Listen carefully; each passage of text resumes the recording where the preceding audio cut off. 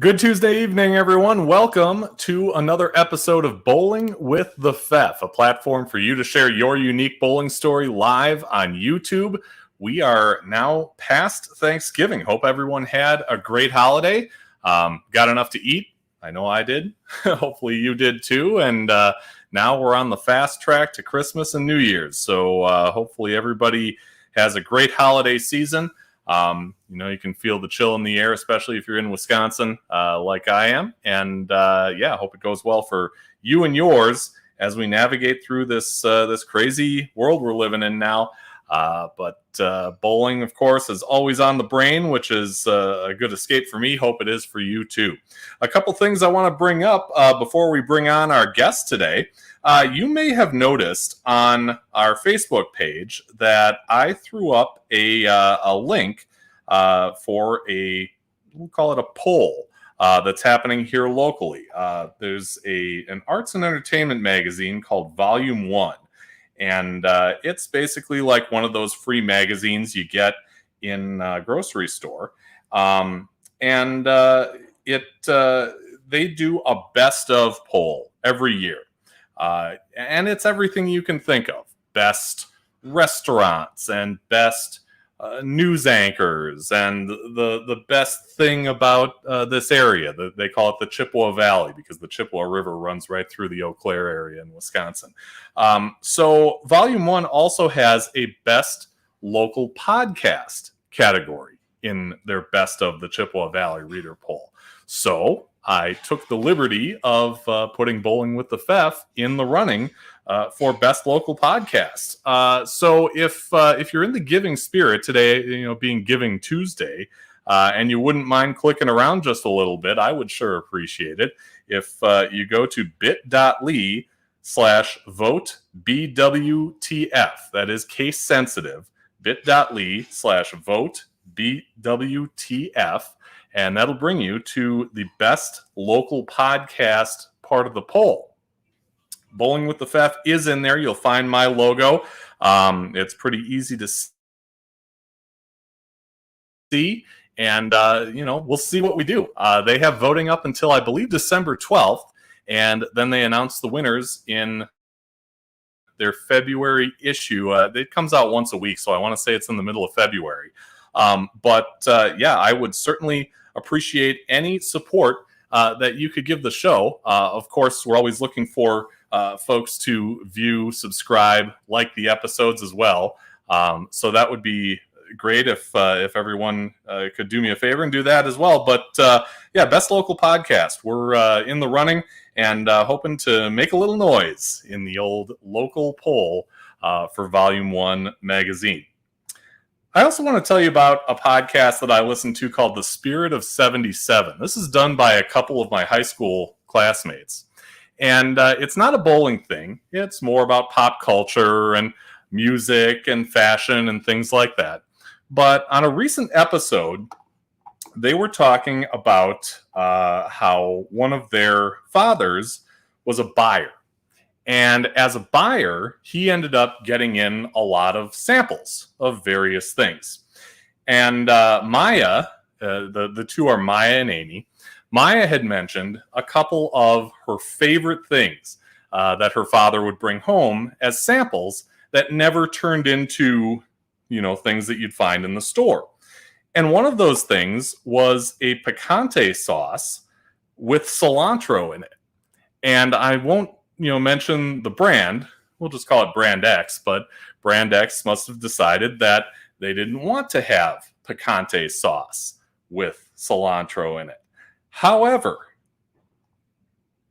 there is a picante sauce. Well, I should say a salsa better than picante sauce called Chip Magnet. And they support this show. And cilantro lime is one of their flavors. It's excellent, if I do say so myself. Made here in Eau Claire, Wisconsin. They distribute to 38 different states, including Minnesota, where Amy and Maya do their podcast every week, and as well as Wisconsin and a bunch of other places. You can find it at Woodman's in Wisconsin, Festival Foods, even Target in our area carries it. So if you can't find it in your store, they do have a website, chipmagnetsalsa.com. You can order it online, and who wouldn't want some cilantro lime in their stocking?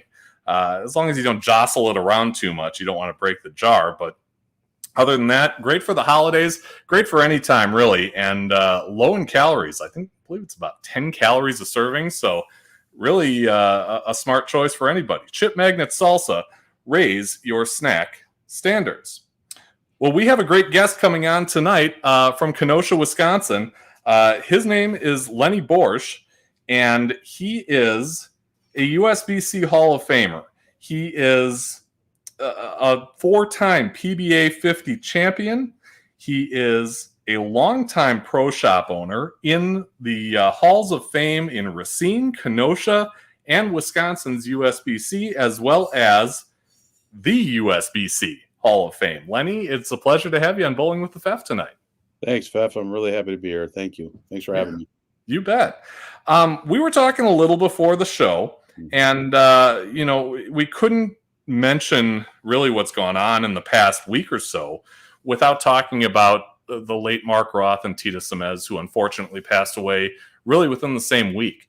I had asked you if you knew them, and you said you kind of ran into each other back in those days when you were on tour. But what do those guys mean, to the sport in your mind? Well, Titus Simez, the first pro tournament I actually bowled, I won a spot in the Miller Open back in 1980, and it's kind of weird. He was such a gentleman, and such a help. But the only bad part was, and I'll never forget this. I was walking. I was a nervous 18-year-old kid, and I went to go put my ball in a rack, and I cracked him right in the elbow. Right. I'm like, nice way to start your first tournament. And here, everybody knew who Titus Simez was then. And I'm like, oh, I'm so sorry. I'm so sorry. I'm so sorry. And he's like, it's okay. And he's grabbing his elbow. And I go, hey, I just hit my crazy bone, he said. And he was I'm like, oh God. But yeah, that was one of the first memories of Titus Simez, but always a gentleman, as years gone by when I would see him and kind of would see him a lot more on toward the end of his end of his senior tour career. I would run into him down in Florida a little bit, and just such a gentleman and a big influence on, my generation. But Mark Roth, of course, my God, he, revolutionized the game, and big inspiration to guys, especially my age. I'm 59, and I think was Mark 70 years old, right around 70-ish, I believe. Yeah, I think you're right. So yeah, I mean, he was on TV, him and Marshall Holman, and they were on TV every Saturday, and we all tried to go out and bowl like him. And of course, I never ended up throwing it like him, but he was a big influence, and it's just a really nice guy. I ran into him. If I could put a pick on there, I ball repped for Storm every so often. I haven't in a couple years because of COVID and stuff, but one of them was a Mark Roth Marshall Holman doubles, and them two were sitting in there, and I'd said hi, and I told my buddy Jim Callahan, I says, gave my phone, I said, here, you got to get a picture of me in the middle. So I got a nice picture of that I got hanging on my wall down in my basement here, and I put it on Facebook. But yeah, just a big influence on me and my generation and a generation after that, Yeah, for sure. Both real fine gentlemen, Yeah. Yeah, definitely, left their mark respectively on the game, and missed by a lot of people. I mean, looking at social, all the regards that have been, given their way, and we of course hope for the best for their families. Let's get on to some happier things. I want to throw a couple quotes out here because they were kind of lobbed my way. I don't know if you checked out the event on Facebook, but Charlie Tapp called you the Boreshnikov of bowling, which leads to the question, how are you as a dancer? Not very good. Well, depends how many cocktails I got. I mean, there you go. After, but yeah, Charlie's just been a friend a long time, and probably one of the nicest, funniest guys I've ever met. And I didn't get, like I was telling you, I didn't get a chance to see his show, but I definitely got to get that in. And I can't imagine the stories he had to tell. And he's told me a few stories with a old friend of ours from around here. He had a kind of a Kenosha connection.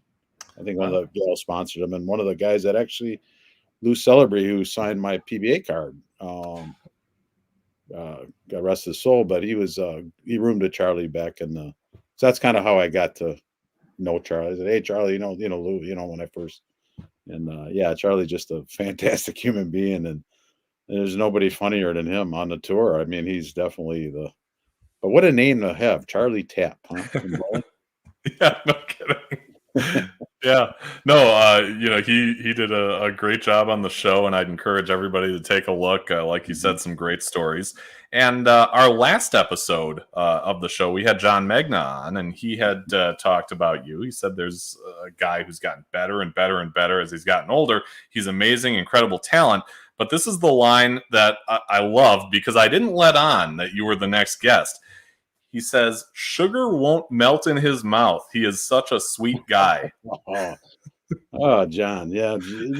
Well, there's a guy that has just been a mainstay in the Milwaukee bowling, with his pro shop and how many people he's helped over the time. But just a, Eagle champion and just a fine human being too. And I don't see John as much as I used to. I didn't, but I did see him at the Hall of Fame and a couple of state Hall of Fames and stuff. But Yeah. I hope he's enjoying retirement and all that. And that's another show I got to get around to seeing. I've just been so busy and here and there, and but yeah, it's I bet you he was a great guest too. He had some good Milwaukee stories and look at the guys he got to watch in the Milwaukee, seeing being, got all those legends, and he's one of them. Yeah, for sure. No, great story. And that's the beauty of this is that, you can watch these anytime on replay. So they'll always be there for you. Let's get into your story. Of course, that's the whole premise of the show and the reason you're here. In your USBC Hall of Fame speech 9 years ago, you thanked your father for introducing you to the game of bowling. So take us back to that time. How did all that happen?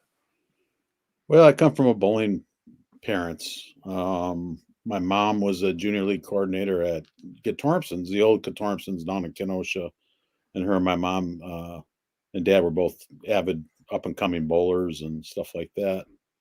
And then they ended up divorced, and I always kidded my mom she left my dad for a higher average bowler, who's Wisconsin State Hall of Famer Bob Larson, who pretty much was a very big role model in my life. Not that my dad wasn't. I was lucky. I had two bowling dads, but Bob was really, really into it. Bob's one of the state's finest,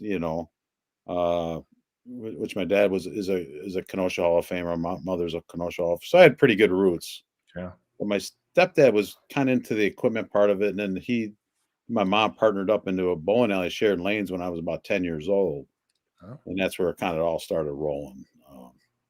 And then Bob was one of the best scratch bowlers in the state and would travel around. And when I was 12, 13, 14, I would go with them. And I got to see, Rich Wanders and Bob and the old Wisconsin non-pros. And that's when I kind of really got the bug. And then a couple of childhood friends. We had a pretty good group of the Rampart brothers, Jeff and John, and a few other, buddies that we'd all hang at the bowling alley, just like probably everybody else did. And, once we kind of just grew up in the bowling alley scene, and then my stepdad he would do the pro shop part of it at the bowling alley. So I kind of got into that part about it, helping out in the pro shop. And, here I am 38 years later, I'm still in the pro shop. but Bob was the biggest influence in my career going, watching him. And, he kind of taught me a lot of things and, just talking and probably the most humble guy I've ever met. I get a little emotional talking about him, but yeah, he's just big influence. Yeah. Mm-hmm. What? He should be in the Hall of Fame too. He's got 4 Eagles actually. Yeah. But yeah, absolutely. That was my role model. Yeah. How was he as a coach? Was he stern? Was he easygoing? Real easygoing. Yeah, he never pushed anything. He was just always had good advice. Probably one of the coolest cats you'll ever meet on the lanes. Just real laid back and probably he probably would have made it on the pro tour if he wouldn't have he saved his money. He was going to go do it, and he ended up going into the bowling alley instead. And but yeah, just a big inspiration to a lot of us young kids in Kenosha at the time. He was the guy. He was the man. And probably next to Rich Wonders, Dale Mizell back in that day, he was probably one of the top bowlers in the state. Yeah. And he's still going strong at 82 years old. He's still bowling and doesn't compete in tournaments as much as he did, but he was kind of one of the first guys that brought like the equipment part to our area about, different bowling balls, side weights, and all that. So he was a big influence on many of us around this area. Yeah. What was the scene like for juniors at Sheridan and those centers around there? It was very, very good. We got a lot of state Hall of Famers and potential ones around this area. We were competitive. We would actually go bowl matches against Burlington. We had a traveling league. We'd go bowl matches in Waukegan. We'd bowl pot games as teenagers, but it was a typical thing. Both double shift on Saturday, get done, run to McDonald's across the street, and come back and watch the pro tour at 2:30 and see Mark Roth and Marshall Holman and Larry Lobb and that, and then jump on the lanes and practice and try to bowl like them, like every other kid. It was every Saturday. Yeah. But it was cool. We had like traveling leagues and stuff like that. So and we had good coaching. We had some really good bowlers in this area too. To kind of learn by. So it was good. It was good. We'd start back on the wood lanes and it would be so dry on Saturday mornings, and on the old wood lanes we'd have to play the fourth arrow back in the plastic ball days, and then they would get so burnt out that we'd learn to play outside because the only place you get the ball to skid, so it was kind of a good training ground back then. And but yeah, I wouldn't change anything in my childhood as far as that whole scene for sure. We had a lot of fun. You mentioned some great names of the pros that you guys watched: Lobb, Holman, Roth. Was there one guy that maybe you cheered for more than the others, or somebody that you emulated, in kind of growing your game? It's kind of weird. Like Larry Lobb was just kind of when I kind of got into it, he was kind of the guy. Not that I tried to bowl like him. I think we all tried to bowl like Marshall Holman. He was, and Mark Roth, but Larry Lobb just, I don't know. He was kind of on TV like every week. There, he had that one year that he was like on there a lot, and he was always kind of like, he just seemed so cool up there bowling, And I got to know Larry over the years and stuff like that. I've told him a few times that you were one of my idols growing up, but the man for me was Marshall Holman. He was the guy, and I've been fortunate to get to know him over the last 30 years, and yeah, big influence on I think just me and like I said, Mark Roth also, but yeah, Dick Weber. I mean, Dick Weber was another one, that stood out to me. He was, yeah, I would say those 3-4 guys were just real influence as far as watching pros. Sure. Yeah. You're, obviously growing your game, getting better. Is there a point where you start throwing junior tournaments or anything like that? When back then, you mean bowling junior tournaments back then? When did I start? Yeah. Did you enter into junior tournaments? Yeah, Or there wasn't as many back then. It was, sure. You had your state and you had a few Pepsi Cola or Coca Cola tournament. That wasn't really that many. Not like there is nowadays. I wish we would have had those tours. Like I said, we'd kind of do the matches. We'd get 5 guys from us and go bowl 5 guys from Racine, or 5 guys. The proprietors kind of did that, but so that's kind of what we did. They didn't let us bowl with the adults. But then again, personally, I went in a men's league when I was 16, 17. I think a lot of us did because we weren't thinking about college. We wasn't playing the high school sports. When I was 14, I wanted to be a professional bowler, and wish I would have done things a little different back then, maybe went to college because they were starting college bowling, right around then. But yeah, so we kind of went. A lot of us went into men's league when we were, between 15 and 18. Hmm. So With that dream, to go into the PBA, to go on tour, how do you get there? What kind of events and things and coaching do you get into as you're getting into your later teenage years and trying to make that jump? for most of us, I think it was just getting experience. It was just, I never really had a great coach, that like a Fred Borden type, you know what I mean? Yeah. Where guys like that had a guy like that around their area. It's kind of self-taught. I did a lot of reading. Um, my stepdad, Bob, was obviously he would help. We'd talk all the time, but he would. I learned so much from those Bowlers Journals magazines. Reading those articles and the Bowling Digest and Bill Spigner's article. Stuff like that. Yeah. I really got a lot out of that.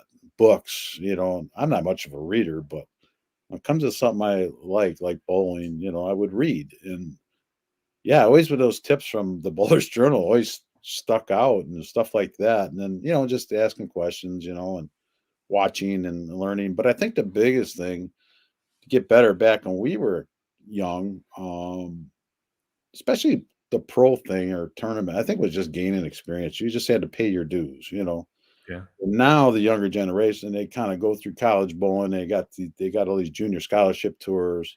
They get really seasoned. So when they go on tour, they're ready to win. When Yeah. I went on the pro tour with Gus, we went out. We knew it was going to be a year or two. Probably weren't going to make nothing. So you had to have the money to stay out there and learn how to bowl, basically. And hopefully you get a few guys that liked you and you learn a little bit from them, and you know what I mean, and maybe just kind of get that experience. And it's pretty much how it worked back then. Some Yeah. guys came out right away and were stars, but it wasn't very often. I mean, if you look at even like Amaletto Monticelli and Bob Learn and a lot of the guys that were successful, Voss, the only one that was probably really good right away was Weber because he's Weber, but um, but then again, Pete Pete too, I think maybe had I don't want to say he had an advantage, but he probably was more comfortable in that atmosphere because of his dad. You know what I mean? Coming Sure. out as a young kid where he knew Mark Roth, he knew Marshall Holman, probably since he was a kid. But when we come out, when I went out there, you're like this. Oh my God, there's Mark Roth, there's Marshall Holman, in the time I went out, it was like 6 weeks. My arm swing was going away from my body. I'm trying to throw it like this, it was just, at a 19-year-old kid, you were really, really mature enough to really, think things through and play your own game. But yeah, I went from throwing a spinner to whatever. I mean, it was terrible. It was just bad.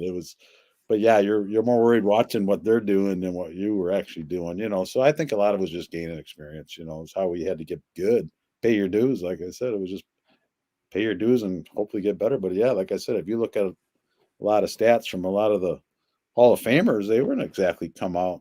My era Hall of Famers, they didn't exactly come out and smoke them right away. Some did, but yeah, it was definitely pay your dues for sure. Yeah. You mentioned Gus Yanaris, Mhm. and I asked him about where you two met, and he remembers meeting you at Bowling with the Champs. Um, do you have memories of competing in Bowling with the Champs? Do I? Yeah, I remember. I don't remember Gus too much from that, but I remember being on Bowling with the Champs. It was one of the great shows, and maybe I did meet Gus. I remember meeting him at state match singles. There's when everybody was cheering for this loud guy with the long wavy hair. I'm like, who's this guy? And I never heard of him, but Gus has got some stories about his past too, as far as bowling. He wasn't the real high average bowler back in the day, were you, Gus? But but yeah, just one of my great friends, and we he I introduced myself. I remember that, but we ended up at PBA school together back in I want to say '81. And a couple of Midwest or local guys sat at the same table, and that's where I really got to know him. And he was telling me that he was going to go out on the tour And at that time, I was a 18-year-old. That year, I hit Titus Simez with the elbow. I actually cashed that year in the Miller Opens, so I was, thought I was really, really ready, good, and made a few bucks on bowling with the champs that year. Now that you mentioned it, so I had a few $1,000s. My plan was to go bowl Las Vegas because they didn't have a rabbit squad there. So we're talking to Gus at school. He says, "I'm going out. If you want to room with me, you're more than welcome. I'll drive. I just got a brand new car I won." He goes, "I'll pick you up." He won it in a handicap tournament, by the way. And but he I said, "Yeah, well, let me talk to my parents." My mom says, "Well, Lenny, you weren't, not going to college, and we'll give you a few money. You can go bowl the first few stops." I think there was 2 stops before Vegas. And that's kind of how it all started. So Gus picked me up. And I forget, he picked me up at Shared Lanes. They had a little going away party. He was about 4 hours late, but he did show up finally. And we hit the road to California. My mom had a care package. We jumped in the car and we drove to California. Of course, we were anxious. We drove straight through, got there about 6 days early. And but memories we'll never forget, and since that, he's been best man at my wedding, my teammate for 25 years. Just loved a man. Yeah. So we built a pretty good relationship, and we're still bowl together, and but yeah, so great memories. We were just talking the other day. I said, "Man, we created a lot of great memories," So. Yeah. No, he told me the reason he was so late is that he was supposed to pick you up at 1:00. He just forgot which day you guys were leaving. I never had one of your guys that was around there. He says, "Are you sure you really want to go with this guy?" He said, "Doesn't seem too reliable." Yeah. But nonetheless, like you said, off you go out west. And how did it go for you when you started competing out there? It was terrible. It was definitely terrible. I still had cow shit on my shoes. I shouldn't have never left. But no, it was quite the experience. No, the first tournament I missed the rabbit squad by like 30 pins, and then now you don't bowl till the following Monday in another city. Gus bowled pretty decent the first few stops, actually. Yeah. And in the next tournament, did I make the rabbit? I think I missed. No, we went to Vegas and I think went to California, but then I tied for a Gus should tell this story. But I ended up tying. Well, I ended up bowling. I thought I made the rabbit, and I was so excited because I think I missed 2 of them before that tournament. So I never forget. Come on, we're gonna have a drink. We're young, and we're on the Pro Tour. We're in the. I shouldn't even be telling this story, but we were playing a dice game or something like that, and at that time they had 2 squads. So I got to go check the scores. So I had a couple drinks on me, but not many. So I go out there and I'm looking. I go, "Guys, I don't think you're in. Don't worry about it. You're in." Sure enough, there was a 4-way tie for the last 2 spots, and I was one of them. So now I had to shoe up. Oh boy! Go out and bowl.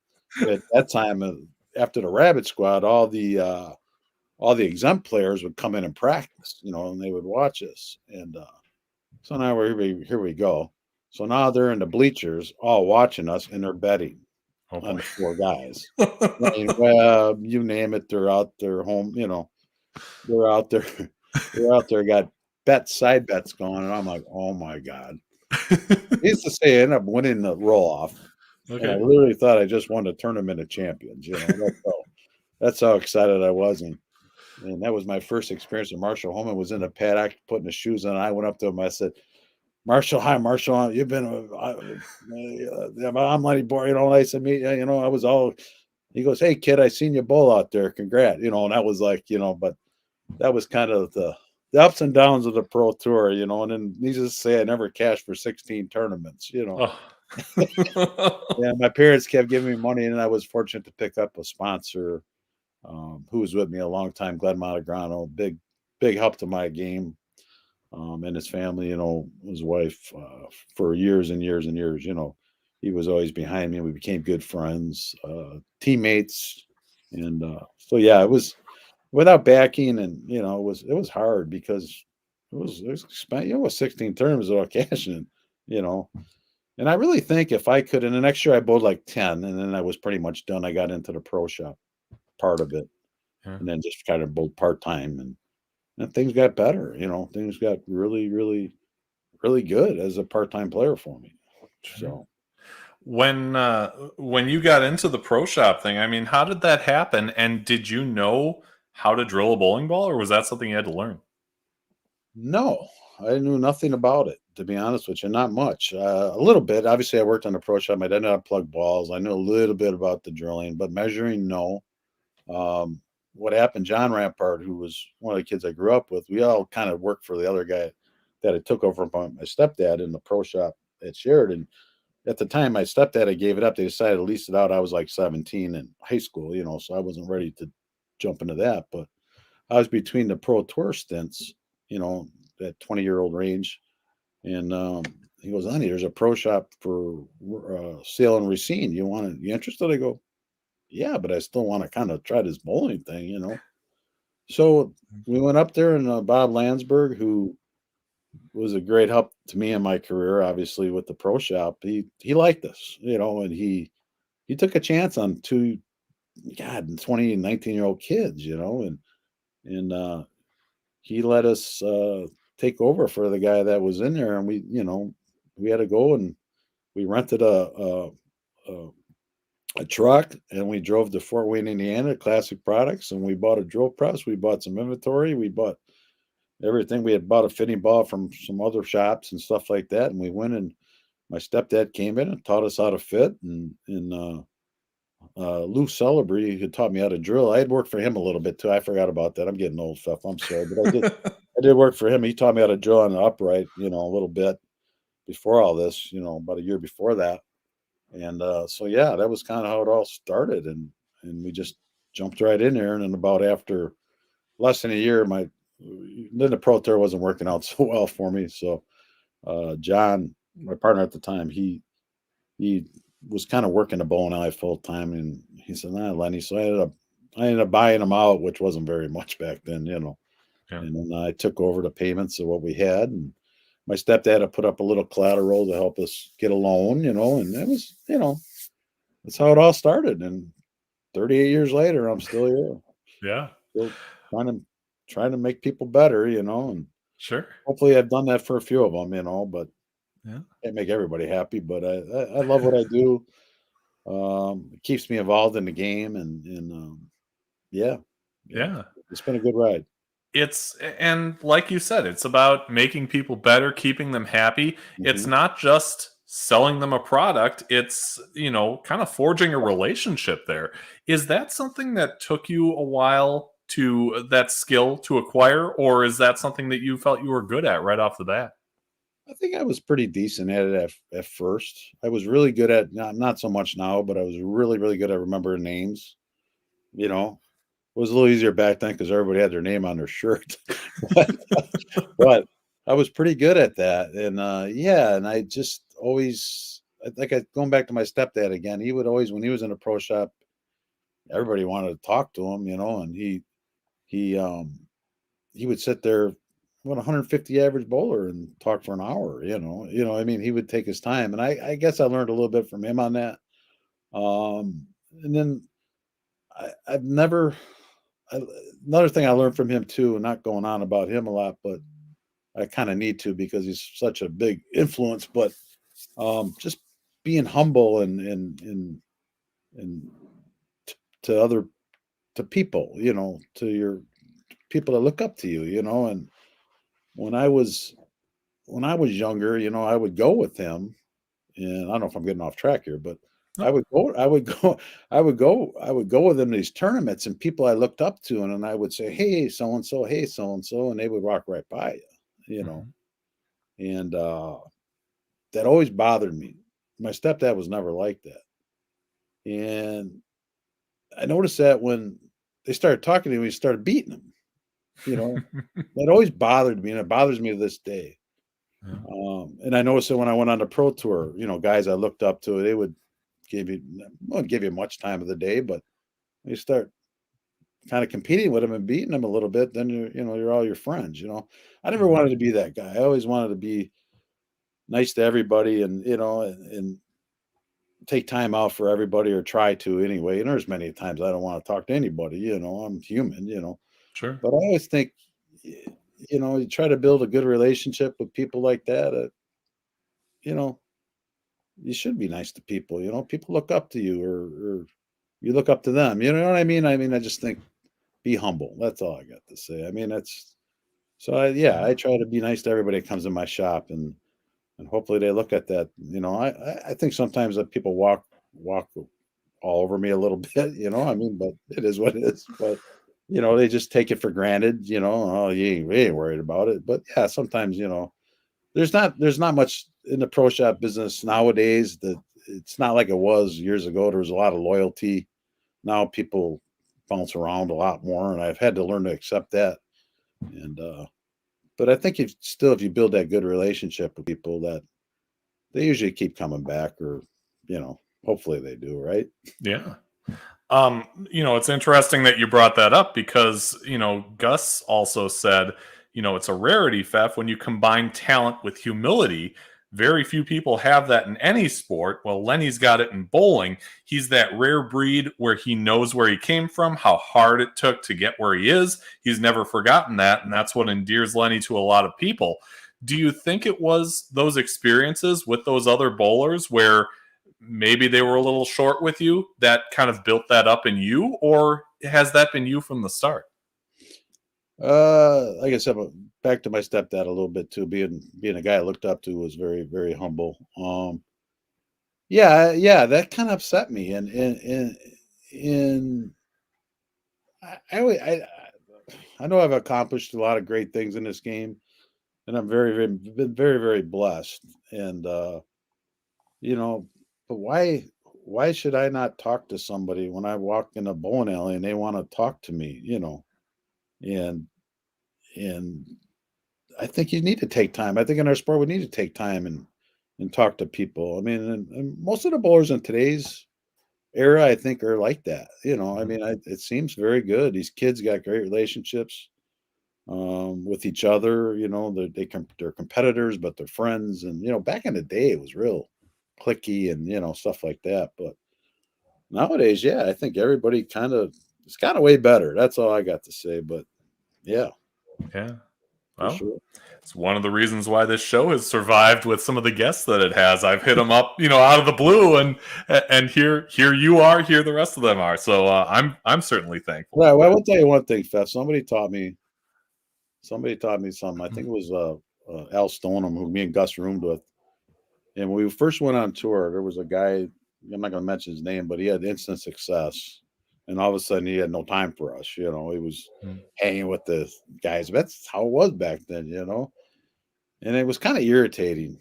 And Al Stoneham, who made a few shows, great bowler, had a couple top 5 good finishes, says, the people you meet up on the way up, you're going to meet on the way back down. What comes around goes around, more or less. That kind of always stuck with me too. I'm not going to be a good bowler someday. You know what I mean. And so if you treat people like crap, you're going to meet those same people on the way up. You're going to meet on the way down. And that always kind of stuck with me. And I'm sure Gus would even agree with that. Yeah. No, that's an incredible way to think about it. Another guy that you met in those early days was Dale Traber. I asked him how you met, and he says we were in regionals. Then it was the team with Gus. He lied to us. Yeah, he did. Gus kind of pulled us all together, which he said this guy was going to bowl, this guy was bowl, and Dale was our guy. We talked about Dale a little bit. I love Dale, Yeah. but he was kind of like not the easiest guy back in my early years to get to know. He was kind of like, just, can I swear on here? Hey, it's your show. He was a mess, he wasn't very pleasant, and then eventually in time you started kind of competing a little bit, get to know him a little better. And then it definitely became good friends. And but he wasn't kind of in our circle, you know what I mean? And he had his group he was kind of with, and Gus had his, me and Gus were in it, you know what I mean? And And so Gus had asked each one of us individually about bowling together, after Dale kind of became more friendly with Dale. And yeah, kind of was off. He will, I will, we'll try it. So Dale decided to try it with us. And my God, Hall of Fames and Eagles later, here we are. And I'll tell you one thing about Dale Traber, and I probably one of the most influential people. I know I named a few others, but probably in my later years, I'll tell you what, that guy taught me how to win. We'd walk into tournaments, and I was always content with making cuts and making regional cuts and whatever. But we bowled the team challenges. We'd walk in, and he'd go like this: "We're the best team here. We shouldn't lose." He had that attitude, that winning attitude. And I'll tell you what, I learned a lot from that man. I'll tell you what, I owe him a lot in my career. One of the greatest bowlers I've ever met. For a guy that don't really throw a big hook, he could play fifth arrows. And he might leave a 5-pin once in a while, but he'll strike a bunch. But his attitude, that killer instinct, my God, and it tended to rub off on me. So I owe Dale a lot. I think we all do in our team. He just was that guy that push. Second place wasn't good enough for him, so I think that kind of rubbed off on myself personally, and I've learned so much from that guy, and one of my best friends. Yeah. So the way he described things on the team was that you were always in the fourth spot. Mm-hmm. So he said that Brinkman was always left of all of you. Gus and Gary kind of did their own thing, Gus and Gary Dereshevsky. Yeah. And then there's you, who was probably closest to him and the guy who might be able to line him up, at least had the best chance of lining him up. I imagine you knew that. Is there pressure there to know that you got to throw a good shot to be able to tell him, okay, here's what I did and here's what worked or didn't? I think what happened with me and Dale, because we always kept bowling professionally, in regionals and that, we could relate to it a lot, probably a little better. I think we could pass that on to what we seen. We were just probably more experienced at seeing lanes, and Dale with knowing how to oil lanes and all that stuff. But yeah, it was amazing. We could line up off each other and get a good read, and then we could feed it to the other guys on the team. And I'm not saying we were the reason why, but I think it definitely was a big help. Me and him down there, and seeing the lane. I can remember there's times when we were bowling, I would tell the guys, move 2 boards, and they're going, we just struck. I go, I don't care, move 2 boards. They're starting to dry up. We were seeing it so good together as a team at that one time. And yeah, it was. You had Gus, our leadoff guy, that, my God, just when he would get on a roll, he would just bring everybody with him. Gary Dereshevsky, my God, what can you say? He's one of the greatest of all time in the state. He had his own way. Like I said, he kind of did it, but he could throw it straight. He could hook the lane, and he could do a lot. And Stevie Brinkman, he was one of the original crankers. He would be left, like Dale said, of everybody, and just always there. And then later on, Ryan Lever, just one of the steadiers, always kept it in play. Great spear shooter. We just had a good Mark Wickham, a big part of our team. We had a good mesh, but the nucleus of us 4 were there forever. And whether we're going to bowl together this year, I'm not sure what's going on yet. But yeah, last year we didn't get to bowl together, but so many fond memories with those guys, and learned so much from those guys. And we fed off each other so well. But yeah, Dale was definitely, I would have to say it was definitely we had all leaders, but he was definitely one of the main leaders. Yeah. When you started winning, and you had success, pretty early with that team in the World Team Challenge, but when you start winning things, what's that like to, the difference between knowing, like you said, Dale says we should beat these guys. There's a difference between we should beat these guys and we just beat these guys, I mean, you had to believe, and I think confidence goes a long way in anything in life, but especially bowling when you're confident. And we would go there. After a while, we were so confident.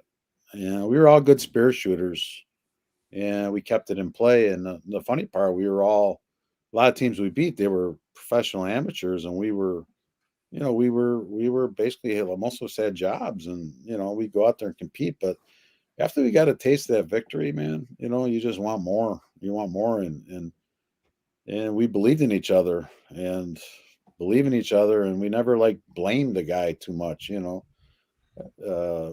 We'd pick the other guy up. We just had unique. I don't know. It just worked. Just why it worked. I just think it just worked. And it wasn't like we hung out together all the time. We had a lot of laughs together, but different personalities, and we come together as a team. And yeah, we were on a nice roll there for, I think, God, I wish I could go back, but we were probably in the top 15 at a team event at nationals, probably about 15 years, or, pretty close to that. We had a nice run for about 10 to 15 years there where we were always close, took over the lead a few times, didn't win. God, what a pleasure. Just the juices would flow with these guys. And obviously Father Time has caught up to us a little bit. We're not as, it's good, but you never know. You never know what can happen in a 3-game set. But yeah, it's just but yeah, we go to those team challenges. We just knew we were gonna. It wasn't if we were gonna make the cut. It was how we were gonna finish. It's just we knew we'd make the cut. Yeah, we would keep it in play, and they were tough. They were really, really tough lanes, toughest I've ever seen. I think that definitely helped us in our careers individually and so on, as far as pro stuff and stuff for sure. yeah. The other thing, that I found interesting was kind of when things were going wrong.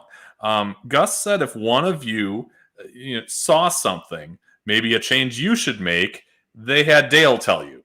And if Dale needed to make a move or change balls, whatever, they'd have you tell him. He said each guy had a role with each individual to talk to, and that's what made your team unique. I mean, on the outside looking in, it kind of seems like there's like a secret handshake to make everything work. Yeah, it's just the way we would talk to each other was different. I mean, when I was bowling, and if I was feeling it bowling well, I could tell everybody anything, but there was times when, yeah, I'd be dead lost, and I'm like, guys, help me, say something, will you? And yeah, even.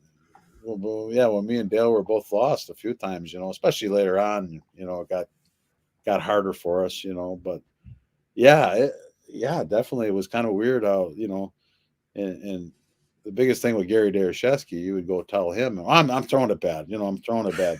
No, you need to move 6 from left, and you need to move your more target, I mean, I'm not throwing it good, Mm-hmm. and that was the biggest thing is trying to know Gary. You need to do, and usually he would listen, though. He would listen. Yeah. Like you said, you're starting to finish in the top 10 and 15 at nationals. And then you end up breaking through. Tell me about that first time when you broke through in 2000. You win that team all events title. What turned the tide there for you? God, it was just everything. We just kept knocking at the door, and I think you got to get breaks. I mean, me and Stevie led doubles to the last week. I've led all events to the last week. I mean, that tournament, and other times we took over the leading team and we got beat. There were so many. God, we just was so close. And then and yeah, when that year came, it was just magic. We just both so good as a team, and we all kind of went together. It just happened, I think it was just our time had come. I kept knocking at the door. I mean, eventually that door will open. I don't care what you're doing in life, if you keep working hard. So yeah, I think it finally paid off, and then we came back the years after that and had some good success there, and then things started slowing down. And then in 2009, I would have never expected it. Then we had kind of the Dale Traber exemption, Lennie exemption tour. We had to sit out like 4 years. So we lost probably some really critical years there where maybe we could have made another run, because the year Dale came back, I can't remember, Dale had to sit out 2 or 3 years, and I think it was 2. But the year he came back, we ended up winning in Vegas in 2009. And then we bowled together next year. And then I was off the team because I was exempt. I took the exemption, had to sit off the team for 1 or 2 years. So it's kind of the way we kind of ended a nice run, But me and Dale had to do what we had to do. It kind of, I know, nowadays we'd be okay, would have been able to bowl, with the new rules. But it was. But that first time, winning that Eagle, my God, that was just getting that phone call. It's just amazing. Yeah. And as bowlers, we're always kind of in that mindset. Well, you got to control what you can control. You got to, do what you do, and the rest kind of works itself out. But in 2000 and 2009, you have these great tournaments, and then you got to sit and wait. Oh, it's the worst. It's the absolute worst. Like I said, I led the doubles with Steve, and the last week, 2 guys from Oshkosh beat us, and that really was wow. We bowled in March, and this was in June, and we led that whole time. And that same year in Albuquerque, I led the all events, the same thing to the last 2 weeks before. We bowled in March or whatever in 3 months. And that guy, we ended up hanging on to team all events because I don't know if I could have bowled. That was just, it was painful. But yeah, it's the waiting game. The waiting game is the worst. Yeah. Absolute worst. Yeah. And, around this time, you're also having success in the Midwest region. Mm-hmm. What was it that led to that success? I mean, was it something physically that you changed? Was it something up here? I mean, what really, built you up to the point where you start winning 10, 20 Midwest region titles? I think experience. I think I don't know. I got people tell me, and there was a one time in 97, 98 where I think I was bowling my best, and my ball roll just seemed to match up on what they were putting out there. And it's to this day, it's kind of a unique roll. It's kind of forward. Brian Kretzer said, what do you say? He says, your ball doesn't change direction too much, but doesn't lose motion, whatever that means. But I kind of know what he's saying, but I think that's kind of kept me around. I think a simple game, but I think back then, I think my ball roll just matched up really, really well. And I think I got really, really good with changing speeds and getting to know my equipment better and then confidence, Fef. I mean, that's once you win and you believe it. In Dale Traber, like I said, Dale kind of instilled that winning attitude into me a little bit. I was kind of content just being one of the guys bowling on Sunday in the final, you know what I mean? And once I got a taste of that winning and you realize it, and you just get on a good. But I think my ball roll just for a couple of years were just because even when I went on and bowled on the regular tour, I was, finished 5th, and stuff like that. I had some really good tournaments, just bowling a couple of tournaments a year, just seeing to match up. But a lot of it's matching up. But a lot of times I think what kind of helped too is there's been a few times where I didn't have it, but I learned how to figure it out. And I think that's just gaining experience, learn how to figure it out, how to create a good touch, how to manipulate the ball a little bit, stuff like that. And then I think my mental game has always been probably my strongest asset. I don't think I get mad, don't get me wrong. And sometimes I, lose it, but I get rid of it really quick, and as I've gotten older, my patience has gotten a lot better. But yeah, I think confident. I think that all is instilled with confidence, and once you get a taste of that, you want more. I mean, I'm sure Walter Ray Williams ain't happy with 100 and whatever titles these guys wants 110, but you know what I mean? Winning never gets old, I guess is what they say. And God, I'm anxious to win again. I want to win bad, but I want to win everything I get in, and it's hard. It's very, very hard to win. So you gotta enjoy it when you do. But I think confidence back in those days. I think people go on rolls. My friend Tom Hess is on a roll right now. I mean, he's a great player, but man, he's got that confidence going, and it carries into the next tournaments. It's how it worked, and that's how I was back then. It just was. And once I got a taste of, you can win, you're a lot more comfortable when you go bowl tournament. But I still get nervous as hell when, anytime I bowl. But still, but you learn to control your emotions a lot better and execute through it. But yeah, and you got to get pro. Yeah, things got to go your way. Sure. How about in I think it was 2010, 2011, you make the show for the Dick Weber playoffs against Wichita State's finest, Chris Barnes and Lonnie Walczak. Only one can advance. What was that whole experience like for you to make that telecast?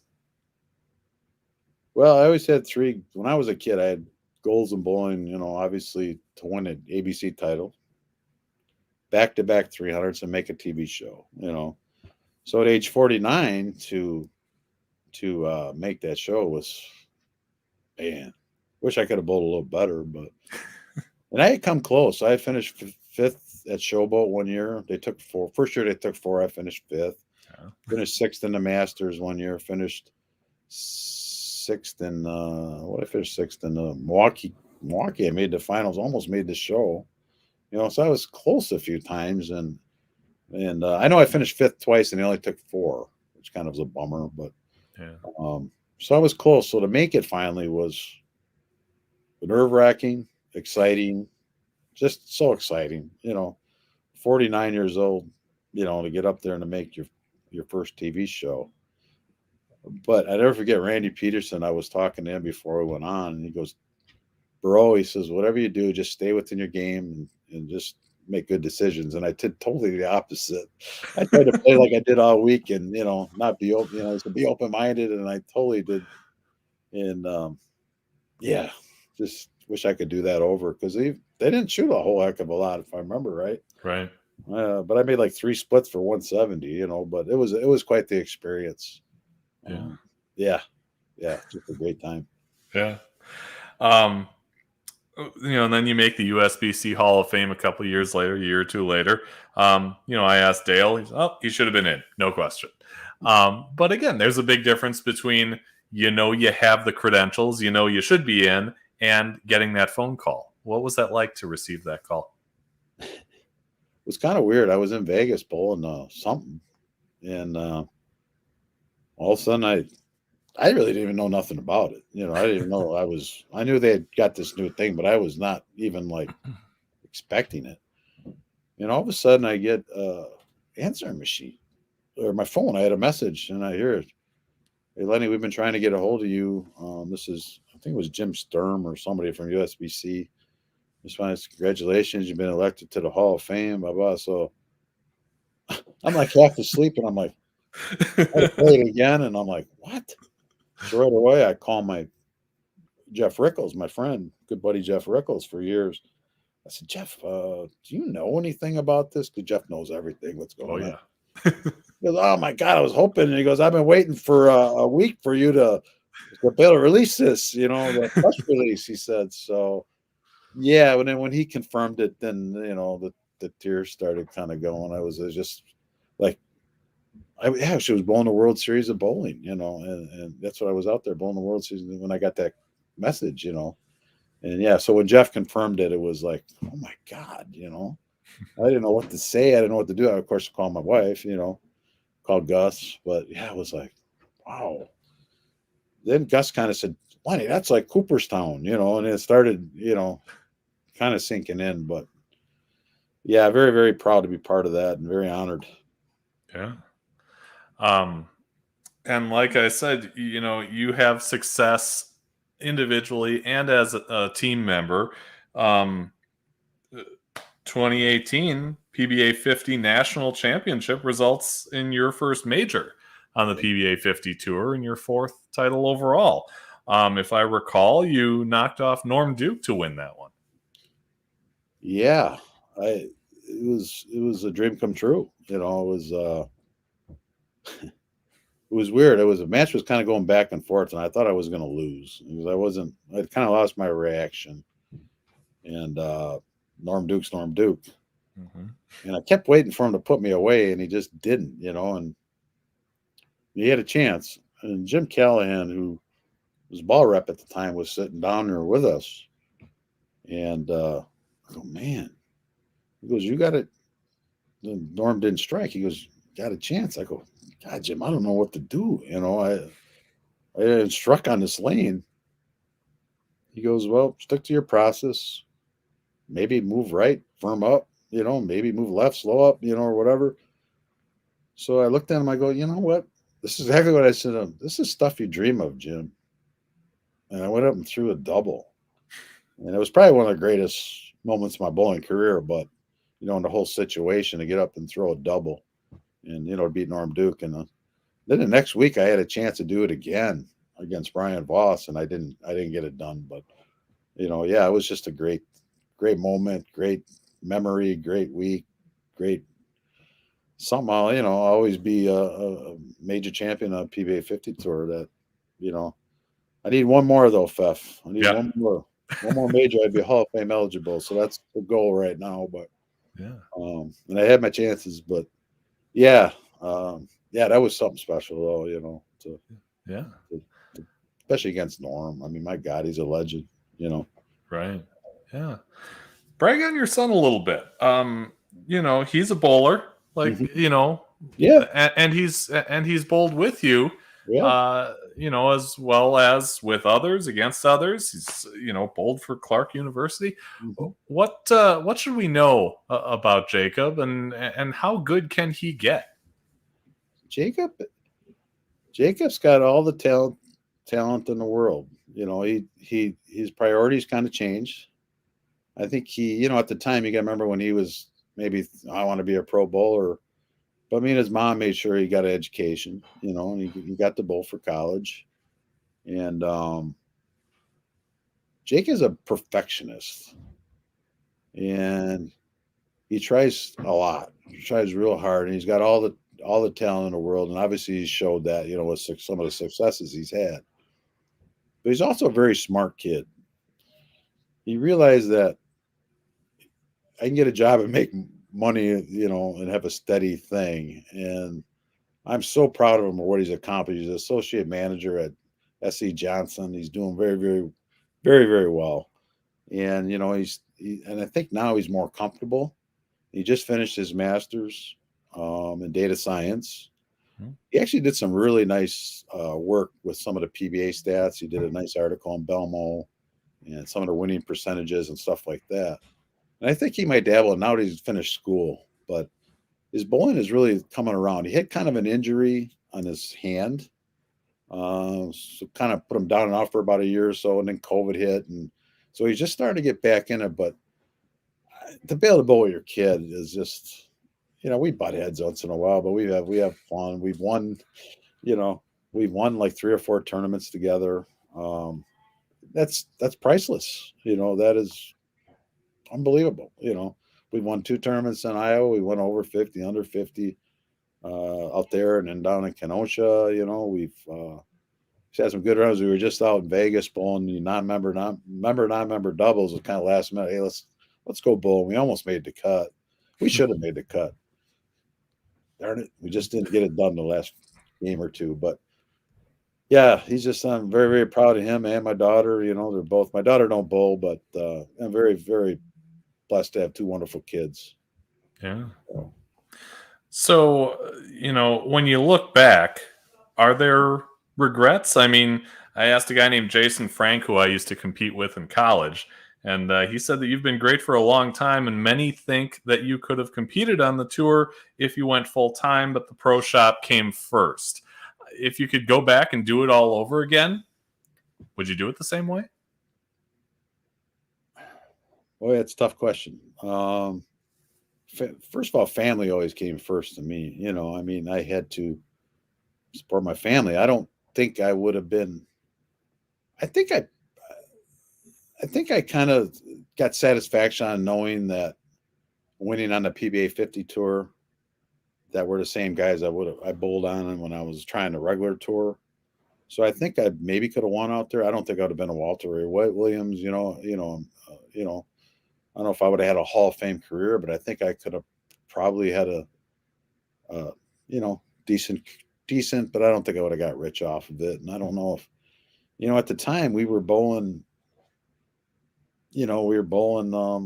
team challenges. I was making money. I was bowling part-time and I had my pro shop, for me to go out, quit all that, and then maybe put strain on my family.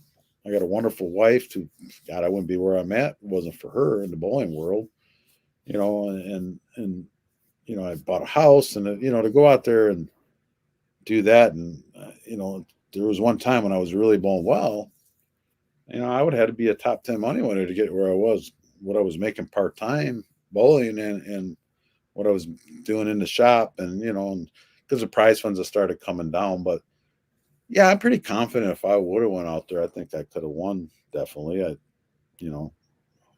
think there's no guarantees, but I think just having success at the PBA50 Tour kind of made me feel better that maybe I could have, won. But I've had guys say Chuck Gardner one time came up to me. He says, "Dude, I know you'd be in the Hall of Fame if you would have bowled." Which I don't know, getting crazy about that. I think he was just being nice, but it was like that was one of the most nicest things somebody ever said to me. But I don't believe that, but who knows? Sure. Maybe I didn't have that killer instinct enough to make it. I don't know, but you know what? I think I could have maybe done a couple things. Who knows? Yeah.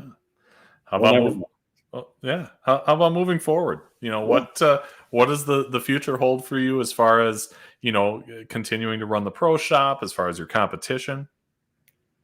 Well, I don't plan on retiring anytime soon. I figure probably got another 10 years or so, hopefully, in there. And the big reason, I mean, don't get me wrong, I'd love to. I do good. I got a roof over my head. I mean, I do well, but a lot of people, I retired, they want to travel. Well, you know what? I've been traveling my whole life, and I've seen a lot of cool things. I said earlier, I've been blessed to meet a lot of cool people, bowl in Germany, bowl in Canada, bowl across the country. Yeah.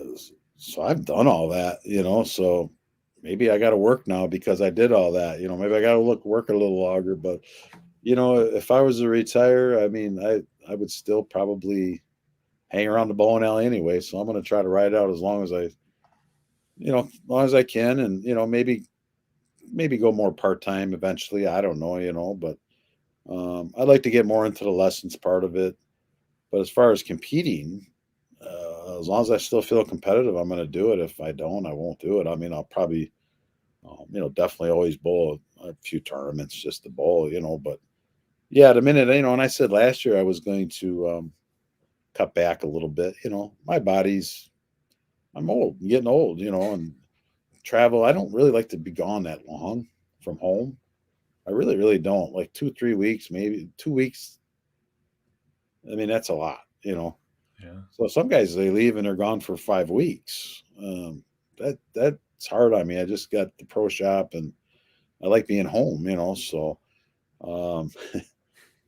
yeah, so my plans weren't to bowl that many, and I ended up coming out of the chute pretty good last year, bowling well, so I kept going and going, and then I had a couple of injuries at the end of the year where I withdrew from a couple of tournaments, but yeah, so I ended up bowling like 9 tournaments, 9 or 10, but that's usually my plan, is to hopefully bowl 9 or 10. And now that I'll be turning 60, I'll be that super senior. So a couple more tournaments add in there. So we'll see what the future. As long as I still competitive stuff, I'm gonna keep doing. I still feel I can win. If I can't win, if I don't feel I can win, I probably won't go. Yeah. Yeah. I want to be able to compete. Yeah.